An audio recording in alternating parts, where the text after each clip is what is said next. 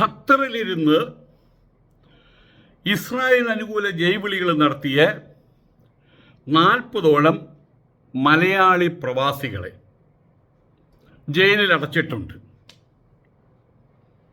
ഇവരെല്ലാവരും സംഘപരിവാർ അനുകൂലികളാണ്.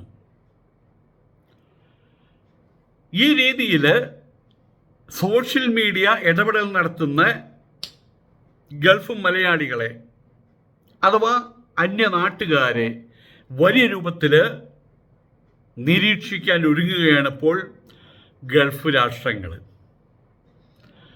ഇത്തരത്തിൽ ഒന്നേ പറയാനുള്ളൂ, സൂക്ഷിച്ചാൽ ദുഃഖിക്കേണ്ട. നിങ്ങളുടെ രാഷ്ട്രീയവും നിങ്ങളുടെ നിലപാടുകളും നിങ്ങൾക്ക് നടത്താൻ നിങ്ങൾക്ക് നിങ്ങളുടെ രാഷ്ട്രമുണ്ട്. മലയാളികളോടാണ് പറയാനുള്ളത്, നിങ്ങൾ വിദേശത്ത് പോകുന്നത് ആ വിദേശത്തെ നന്നാക്കാനോ ആ രാജ്യത്തിൻ്റെ സാമൂഹികവും സാമ്പത്തികവും സാംസ്കാരികവുമായിട്ടുള്ള കാര്യങ്ങളെ ക്രമപ്പെടുത്താനോ അല്ലല്ലോ. ജോലി ചെയ്യാൻ പൈസ ഉണ്ടാക്കാൻ അത് കഴിഞ്ഞാൽ നാട്ടിലേക്ക് തിരിച്ചു വന്ന് കുടുംബത്തോടുകൂടി ജീവിക്കാൻ. അത് ഓർത്താൽ നല്ലത്. അത് ഓർത്തില്ലെങ്കിൽ കെട്ടത് തന്നെയാണ്, പെട്ടുപോകും, യാതൊരു സംശയവുമില്ല. നമസ്കാരം. ഈ ഒരു തലമുറ, ഇപ്പോഴത്തെ തലമുറ, ഞാൻ അടക്കമുള്ള തലമുറ, അവരുടെ ചിന്താ പദ്ധതികളിൽ നിന്ന്, അവരുടെ ജീവന പദ്ധതികളിൽ നിന്ന്, ദൈനംദിന ജീവിത ക്രമങ്ങളിൽ നിന്ന് ഒരിക്കലും മാറ്റിവെക്കാൻ കഴിയാത്ത കുറേ കാര്യങ്ങളുണ്ട്. അതിലൊന്നാണ് ഗൾഫ്. അതിലൊന്നാണ് ഗൾഫിനെ മൊത്തത്തിൽ ഇവിടെ അമ്മൂമ്മമാർ പറയാൻ എന്താ അറിയോ, ദുബായു. സൗദി അറേബ്യയിലാണെങ്കിലും ഖത്തറിലാണെങ്കിലും കുവൈറ്റിലാണെങ്കിലും ബഹ്റൈനിലാണെങ്കിലും നമ്മുടെ അമ്മൂമ്മമാർ പറയും, കൊച്ചുമോനെ എവിടെയാ, അവൻ ദുബായിലാണ്. ആ ദുബായ് ഇപ്പം നമുക്ക് വേറെ തിരിച്ചറിയാം, പണ്ട് പേർഷ്യ എന്നാണ് പറഞ്ഞിരുന്നത്.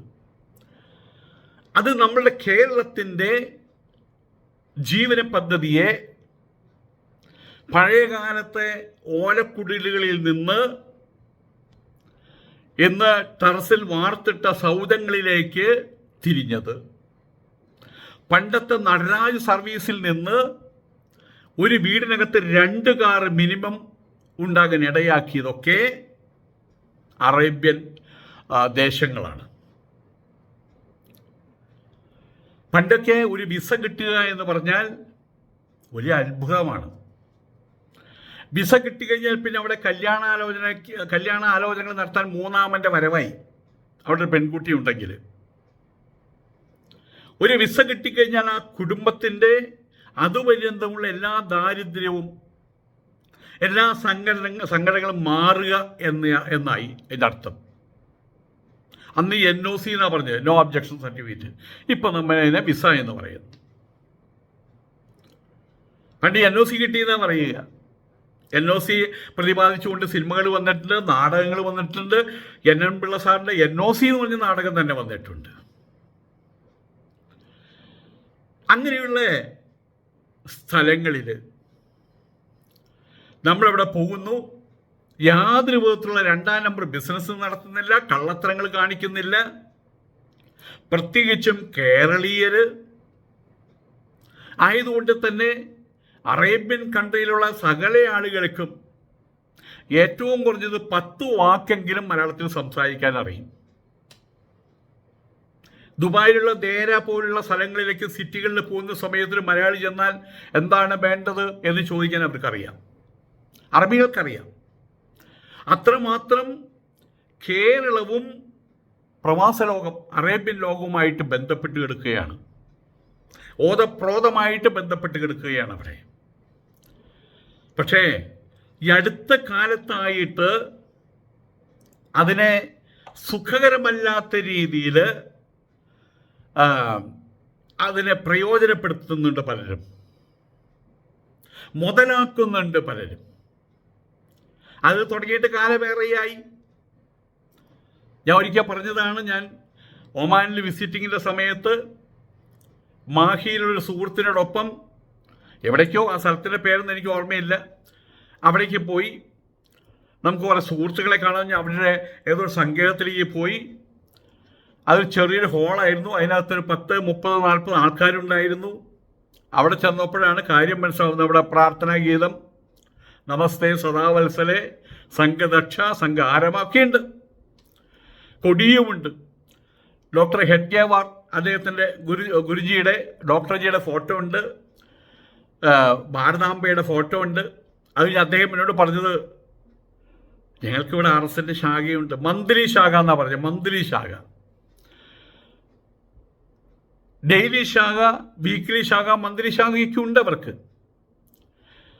അതും അതിൻ്റെ വഴിക്ക് നടന്നു പോയിക്കൊണ്ടിരുന്നതാണ്. ഞാൻ ഈ പറയുന്നത് 1984 കാര്യമാണ് ഈ പറയുന്നത്. അപ്പം അന്ന് മുതലേ ഇത് പതുക്കെ അതിൻ്റെ വിത്തുകൾ ഇട്ടിരുന്നു. ഇപ്പം അത് മുളച്ച് വലിയ വൃക്ഷമായോ എന്ന് സംശയമുണ്ട്. പരസ്യമായിട്ട് അന്യദേശത്ത് പോയി ശാഖകൾ നടത്തുകയും ആ ശാഖകളുടെ നിലപാട്, അത് സംബന്ധമായിട്ടുള്ള പ്രസ്താവനകൾ അവിടെ എല്ലായിടത്തും സ്പ്രെഡ് ചെയ്യുകയും ചെയ്യുക, അത് പലപ്പോഴും ആ ഇരിക്കുന്ന രാജ്യത്തിന് ആനുകൂല്യം പ്രഖ്യാപിക്കുന്ന കാര്യമായിരിക്കില്ല, അനുരോധമായിട്ടുള്ള കാര്യമായിരിക്കില്ല. അവിടെയാണ് പ്രശ്നം. നമ്മൾ പറയാറുണ്ട്, ഇരിക്കുന്ന കൂട്ടിൽ കാഷ്ടിക്കുക. അതാരാ ചെയ്യുക? പക്ഷികൾ പോലും ചെയ്യില്ലെന്നാണ് പറയുക. ഇപ്പോൾ നായ്ക്കളൊക്കെ ഉണ്ട്, അവരിക്കും പരിശീലിപ്പിച്ചിട്ടുണ്ട്. കാഷ്ടിക്കേണ്ട സമയമാകുമ്പോൾ പറയും, എനിക്ക് കാഷ്ടിക്കേണ്ട സമയമായി, എൻ്റെ കൂട്ടിൽ നിന്ന് പുറത്തേക്ക് വിടുമെന്ന്. നമ്മുടെ അടുത്തെ അൽസേഷൻ പട്ടികളൊക്കെ ഇംഗ്ലീഷിലല്ലേ സംസാരിക്കുക? ഹേ ടിപ്പു കം ഹിയർ എന്നല്ലേ പറയുക. മക്കൾക്ക് മലയാളം അറിയില്ല, പട്ടിക്ക് ഇംഗ്ലീഷ് അറിയുള്ളൂ, മക്കൾക്ക് ഇംഗ്ലീഷ് അറിയില്ല. അപ്പോൾ അതുപോലും കൂടിനകത്ത് കാഷ്ടിക്കില്ല. പക്ഷെ നമ്മളുടെ പല മലയാളികൾ, തിരുമണ്ടന്മാർ, അറിവിൽ കുറഞ്ഞവർ, അന്യദേശത്ത് പോയിട്ട് അവർ അവിടെ കാഷ്ടിച്ചു വയ്ക്കുന്നു. അതിൻ്റെ മണം സഹിക്കേണ്ടി വരുന്നത് ഇത്തരം വൃത്തികേടുകൾ കാണിക്കാത്ത മറ്റുള്ള ആളുകൾ. ഇപ്പോൾ വലിയ രൂപത്തിൽ വിദേശത്തു നിന്ന് വരുന്ന, പ്രത്യേകിച്ച് ഇന്ത്യയിൽ നിന്ന് വരുന്ന ആളുകൾ നിരീക്ഷിക്കാൻ തുടങ്ങിയിരിക്കുകയാണ്. ഇനിയിപ്പോൾ ഏതെങ്കിലും ഭാര്യയ്ക്ക് അയക്കുന്ന പ്രേമലേഖനാണെങ്കിൽ പോലും അത് അയക്കുന്നതിന് മുമ്പ് അവിടെ ചിലപ്പോൾ അതിൽ പരിശോധന നടക്കും. ആ ഒരു അവസ്ഥയിൽ കാര്യങ്ങൾ എത്തിച്ചു. തങ്ങൾക്ക് കിട്ടിയിരുന്ന സ്വാതന്ത്ര്യത്തെ അവർ മിസ്യൂട്ടിലൈസ് ചെയ്ത അവസ്ഥയാണ് ഉള്ളത്. അവർക്ക് സ്നേഹമുണ്ട്, കാരുണ്യമുണ്ട്, പരിഗണനയുണ്ട്. പ്രത്യേകിച്ചും കേരളീയർക്ക് ഗൾഫിനെ മാറ്റി നിർത്താൻ കഴിയില്ല മനസ്സിൽ നിന്ന്. അതുപോലെ ഗൾഫിലുള്ള ആളുകൾക്ക് കേരളത്തെയും മാറ്റി വയ്ക്കാൻ കഴിയില്ല. അവിടുത്തെ അമീറാണെങ്കിലും ഷെയ്ഖാണെങ്കിലും കേരളം അവിടെ പലപ്പോഴും പറയാറുണ്ട് UAE, അവിടെ 7 രാഷ്ട്രങ്ങളോ മറ്റോ ഉള്ളത്, അതിൽ 8ാമത്തെ സംസ്ഥാനം കേരളം എന്നാണ് പറയുന്നത്. കേരളത്തിൽ നടക്കുന്ന ഓരോ ചലനവും അവരറിയുന്നു. കേരളത്തിൽ അതിവൃഷ്ടി വന്നു കഴിഞ്ഞാൽ അവർ വിങ്ങിപ്പൊട്ടുന്നു. കേരളത്തിൽ അനാവൃഷ്ടി വന്നാൽ അവർ വിങ്ങിപ്പൊട്ടുന്നു. പ്രശ്നം പരിഹരിക്കാൻ അവിടുന്ന് ചാക്ക് കണക്കിന് പൈസ അയക്കുന്നു. ഇത് നമ്മൾ കണ്ടതാണ്. അത്തരം സ്ഥലങ്ങളിൽ പോയിട്ട് അമ്മ വിരിച്ചിട്ട കിടക്കയിൽ കൊച്ചു പിള്ളേർ വന്ന് കാൽമ ചളിയിക്കുന്നുണ്ടാവും, അത് കയറ്റി ചവിട്ടി നാശമാക്കുന്ന പോലെ. ചിലപ്പോൾ അമ്മയുടെ ഇത് അടി കിട്ടും. ആ അടിയാണ് ഇപ്പോൾ അവിടെ കിട്ടിയത്, ഖത്തറിൽ കിട്ടിയത്. അകത്താണ്, 40 അകത്താണ്. ഏത് ജയിലിലാണ് ആർക്കും അറിയില്ല.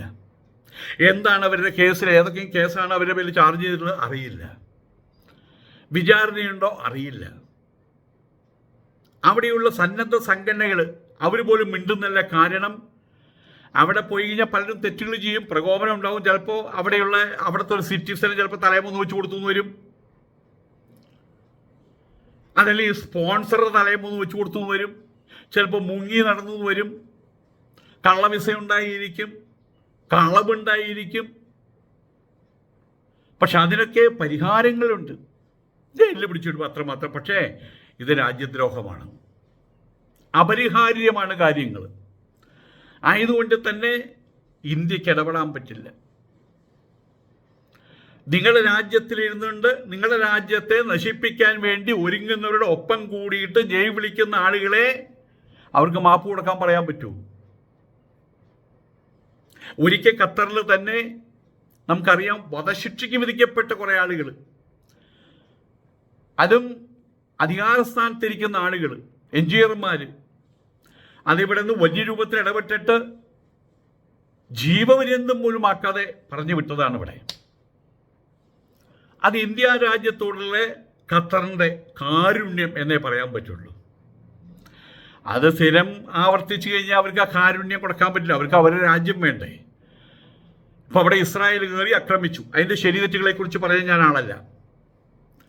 പക്ഷെ ഖത്തറിന് വേദനയുണ്ട്. ഖത്തറിന് അത് പൊള്ളിപ്പോയി. ആ ദുഃഖം മാറിയിട്ടില്ല, അവരുടെ ഭയവും മാറിയിട്ടില്ല. എരിതീയിൽ നിൽക്കുമ്പോഴാണ് അവിടെ ഇവർ കൊണ്ടുപോയിട്ട് എരിതീയിൽ നെയ്യൊഴുക്കി അല്ലേ എന്തോ പറയില്ലേ ഇത് ചെയ്യുന്നത്. അതവർക്ക് സഹിക്കാവുന്നതിനപ്പുറമുള്ളൊരു കാര്യമാണ്. അതിൻ്റെ പ്രശ്നം എല്ലാവരും ഇപ്പോൾ ഒരർത്ഥത്തിൽ മറ്റൊരർത്ഥത്തിൽ നോട്ടപ്പുള്ളികളാണെന്നുള്ളതാണ്. ഗൾഫ് നഷ്ടപ്പെട്ടു കഴിഞ്ഞാൽ ഇന്നത്തെ സാഹചര്യത്തിൽ കേരളം പിന്നെ മരുഭൂമിയാണ്. ഗൾഫില്ലെങ്കിൽ കാറിലെ യാത്രക്കാർ ഓട്ടോറിക്ഷ യാത്രക്കാരാകും, കുറച്ചുകൂടി കഴിഞ്ഞാൽ ഓട്ടോറിക്ഷ യാത്രക്കാരും സൈക്കിൾ യാത്രക്കാരാകും. അതുകൂടി കഴിഞ്ഞാൽ നടരാജ് സർവീസാവും.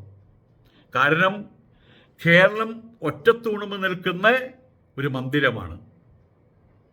ഗൾഫ് എന്ന് പറയുന്ന തൂണുമ്പ് നിൽക്കുന്ന ഒരു മന്ദിരമാണ്. ആ തൂണിന് തകർച്ച സംഭവിച്ചാൽ അതിൻ്റെ മേലെ നിൽക്കുന്ന മന്ദിരം തവിട്ട് പൊടിയാകും എന്നുള്ള കാര്യത്തിൽ അത് സംശയമില്ല.